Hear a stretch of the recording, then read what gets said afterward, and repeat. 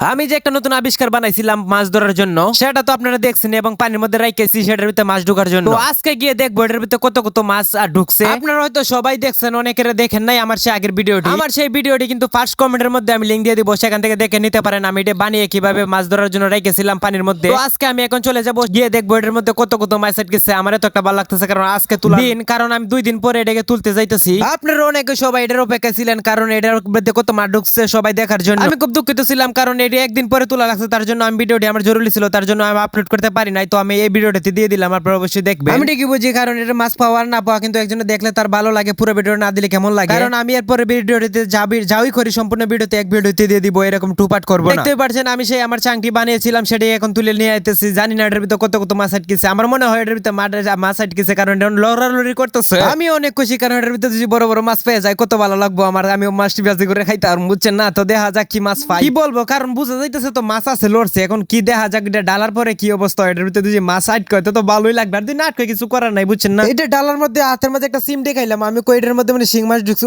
এখন দিয়ে কাঁকড়া চিনেন নেই আপনারা, দিয়ে একটা কাঁকড়া বার হইছে। তখন আর কটা জাকি দিলাম, তখন দিয়ে আরো 2টা কাঁকড়া বার হয়ে গেছে। আমি এটা কি ফাতাইলাম মাছের আশায়, কাঁকড়া দিয়ে 3টে উঠে গেছে গা। কি করবো, কফালো মনে হয় আমার কাঁকড়া হইছিল। আর শুধু কাঁকড়া না, সাথে কিন্তু একটা ছোট বাইমের চাও পাইছি, দেখছেন আপনারা মনে হয় দেখেন নাই। বাইমের চাউটাই দেখতে পাচ্ছেন, আমি ছোট একটা বাইমের চাও পাইছি এটার মধ্যে। যাই হোক, আমার বানানি আবিষ্কারটা মোটামুটি সফল হয়েছে, কিন্তু মাছ নয়টা কাঁকড়া হইছে। কি করবো, কাঁকড়া গুলোই বাজি করে খাওয়ান লাগবে, কারণ এত কষ্ট করে বানাইছি, এটা সার দেওয়া যাইতো না। 3টা কাঁকড়া নিয়ে মশমশা করে বাজি খাইম, বুঝছেন। কাঁকড়া গুলো দেখা যাইতেছে সাইজে মোটামুটি ঠিক আছে। আপনারা কি কাঁকড়া খান কি খান না জানি না, কিন্তু আমি ঠিকই খাবো। আমি না খাইলেও এখন কাঁকড়া গুলি খাবো, কারণ এত কষ্ট করে জিনিসটা বানাইছি। অনেকে আগের ভিডিওটা দেখছেন, অনেকে দেখেন নাই। তো আগের ভিডিওর লিঙ্ক আমি ফার্স্ট কমেন্টে দিয়ে দেবো, সেটা কিন্তু ফেসবুক পেজ। যারা আমার ভিডিও দেখে ভালো পান তারাই অবশ্যই পেজটিকে আমার ফলো দিয়ে আসবেন। ধন্যবাদ সবাইকে, আমার এইটুকু বলার ছিল। সবাই অবশ্যই আমার পেজটিকে ফলো দিয়ে আসবেন। ভালো থাকেন সবাই, ধন্যবাদ।